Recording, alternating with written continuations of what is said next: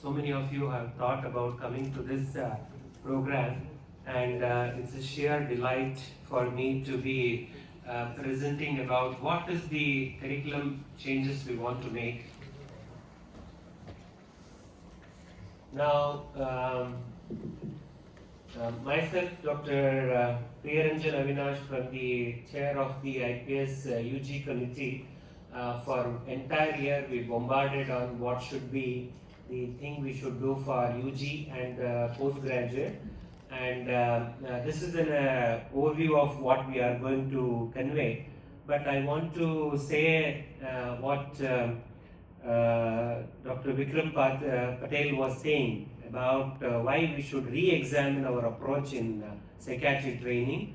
So we will try to blend a couple of the issues, and outline of my program will be about who thought about it, and what was the need, and what is the method we considered, and what are the national consensus we arrived at. And one of the important things which started in this year, 2025, was immediately when we received the mail that the IPS wanted a reform. They said the postgraduate psychiatry education curriculum should be revised, and they entrusted it to us to see what can be done. So I'm really thankful to the IPS president, secretary, editor is here, and senior academic leaders who gave input, huge number of professors across India, postgraduates, including some opinions from abroad. And why this was necessary is that there are 300 plus postgraduate training institutions in India, and now we think there are more than 1,000 psychiatry postgraduates who are joining every year. And there has been phenomenal increase in the new developments, whether it comes to artificial intelligence, genomics, climate change. We were talking about social networks and digital footprints. Huge changes have happened. And I was just looking at yesterday's newspaper, which was telling about that AI can now analyze the genomes in such a rapid way that we are the huge genomics we have can now look into many things in a very different manner. And whether the psychiatric training will address some of this issue is a question. Now, what we did in this 1 year is we took up many aspects of psychiatry training. We called up experts in psychotherapy, we invited meetings, we gave scholarship, we held conferences. We also invited experts in neuromodulation. We had national meet on it. We involved all 22 AIMS institutions to come on board in this year. We put up a national survey. Varchasvi is here. We asked mentor-mentee programs. We looked at super specialty curriculum. So we did many things in this 1 year so that we get a hold of what should be done. Very interestingly, we requested patients and their family members also to give some input on what do they expect in the training. So we had numerous online and offline meetings to come to this thing. And we looked at DNB, DPM, MD. At JSS, we still have DPM program. There are around 12 seats across India. DNB psychiatry is running in India, MD psychiatry, apart from super specialties. So we felt that psychiatry postgraduates and faculty both are equal participants, they are equal stakeholders, but some in many of the conferences we also felt that the patient and family members also want to play some role. I vividly remember we went to this global autism conference and the patient and their family members asked, we went to the psychiatrist, we went to 3-4 psychiatrists. Our question is why this person did not identify that this was autism spectrum disorder. So we had difficulty to answer that question, even though the child's age by that time was around 8 to 10 years, that the person was not able to, the psychiatrist was not able to identify this condition. So they said we should have the psychiatry training also accountable for what it delivers is the question. And we floated this survey. We nearly kept it open for nearly 1 year. From the committee, we got the Indian Teachers of Psychiatry involved. Virtuously from MGM Medical College, he put up a big survey which was available in the all online platform. We put up in IPS groups. But we also asked separate subcommittees also to work. We requested Agya Pal from AIMS Kalyani to work on all institutions of national importance. We requested Amit Singh from KGMU Lucknow to look at super speciality. We requested Pooja Shatadal to look at mentorship program. And these were many things we tried in this year to see how we can work.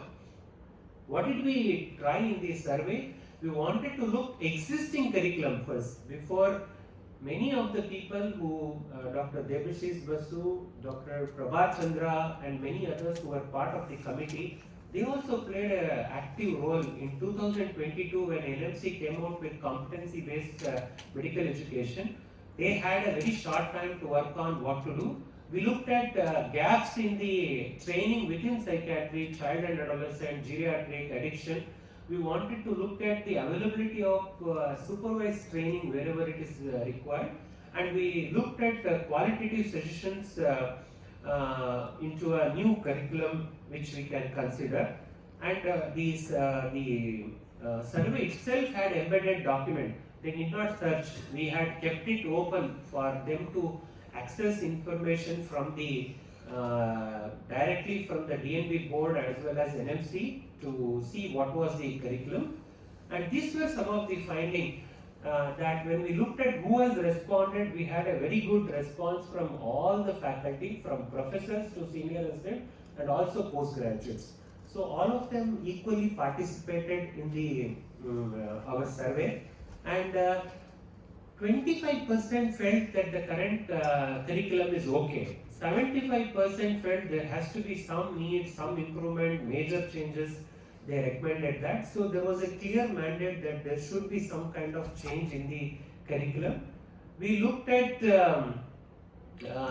what should be the focus. Many students and faculty felt that we should move to the competency-based training. It is useless to spend a lot of time on theoretical discussion. It has to be patient-centered discussion, patient-centered curriculum all the time.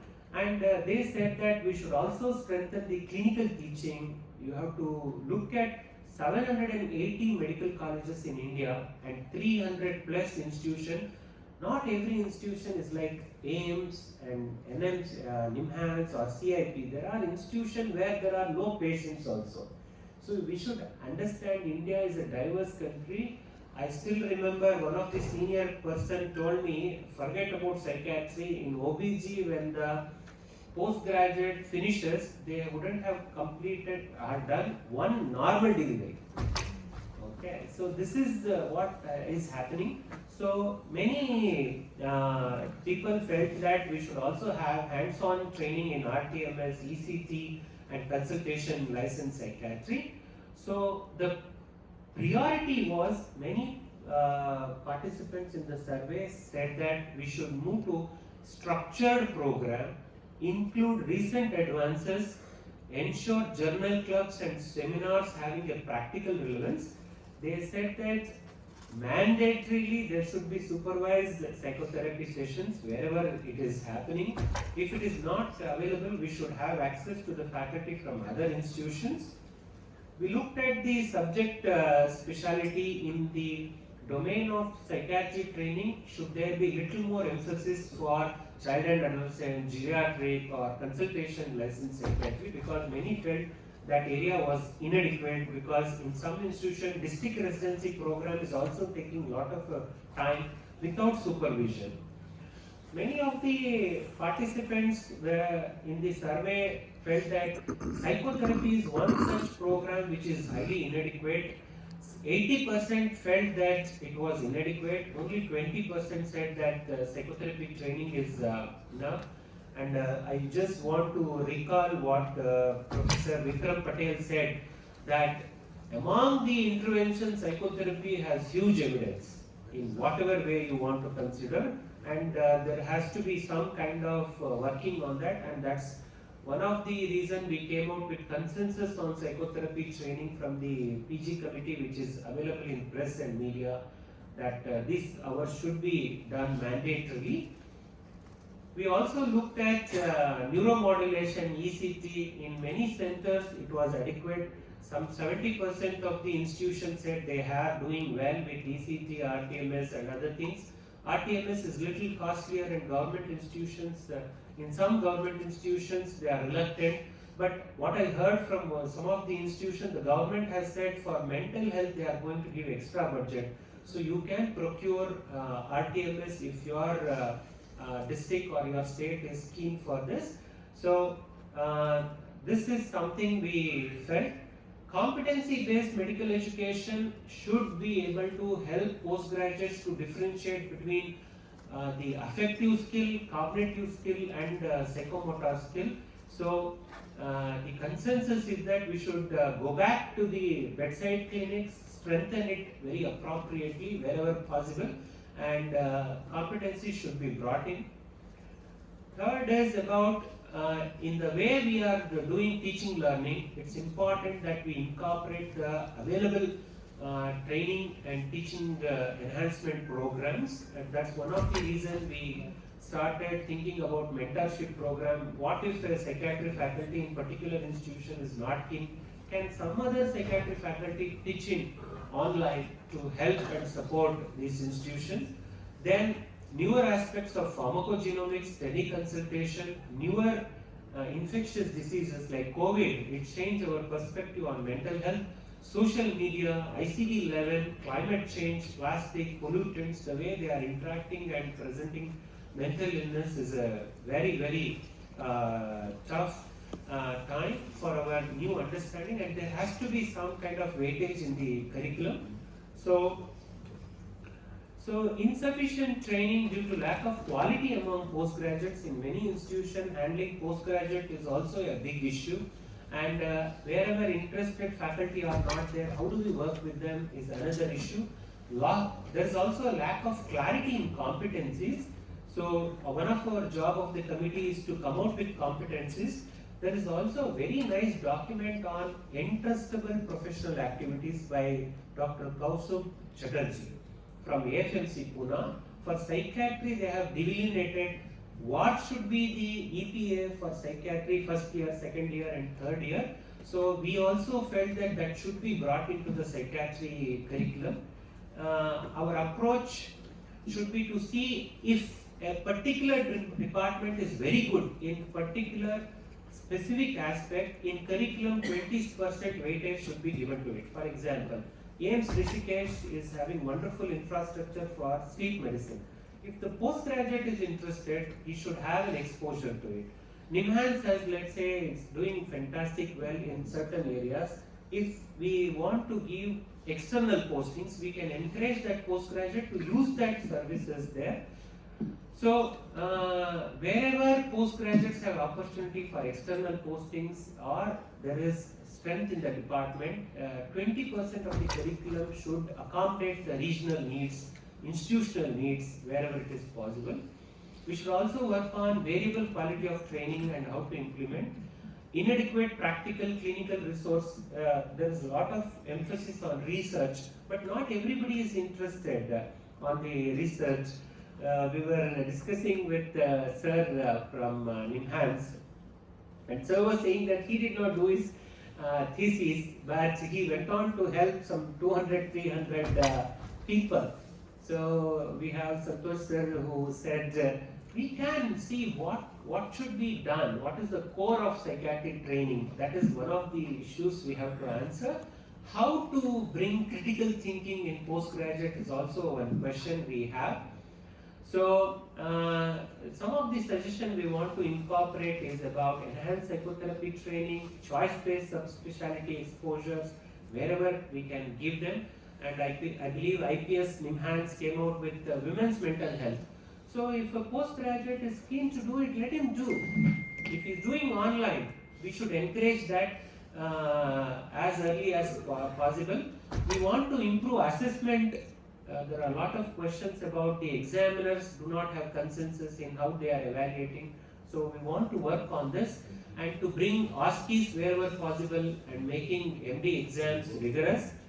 We want to make sure the modern and the emerging areas of precision medicine and other also to be incorporated, and we want to strengthen faculty development program. I believe the INSPIRE program, which is coming up in IMHANS, and sir is the key person from IMHANS. So 16 people will be trained in faculty development program from this year onwards. So we will have every year a cohort of 16 people across India who will improve upon their teaching learning. So we need to work on strengthening the faculty. So we will ensure that competency-based medical education, interestable professional activities, and incorporate the recent advances. One of the suggestions is recent advances means anything which has appeared in any media 4 months before the exam is recent advances. This is one consensus we said, because somebody thinks 10 years back, which has also 20 years ago, which has happened, is also recent. So we wanted to define recent means it has to be at least 4 months before the exams, whichever has come in. So that is from the postgraduate residency period of 2 years till this. But there is a major concern about ethics, communication of the students, attitude of the student. ADCOM has come to MBBS students that students should be trained in ethics, communication. I think postgraduates, we should go back and strengthen our emphasis on postgraduates learning compassion, dedication, hard work. These are all qualities we cannot let go. So we should see where we can incorporate that in the e-logbook portfolio, so that systematically there is record of this postgraduate's tenure in the residency program. So we want to see, and Ajay from Raipur has done wonderful work on 360-degree evaluation, how to comprehensively capture postgraduate residency. We are considering that to be incorporated, and every interested psychiatry teacher and postgraduate should have resources to carry out what we think. So these are some of the major things we have considered from the postgraduate curriculum reform, and we would be happy to listen to you if you have any. Thank you so much.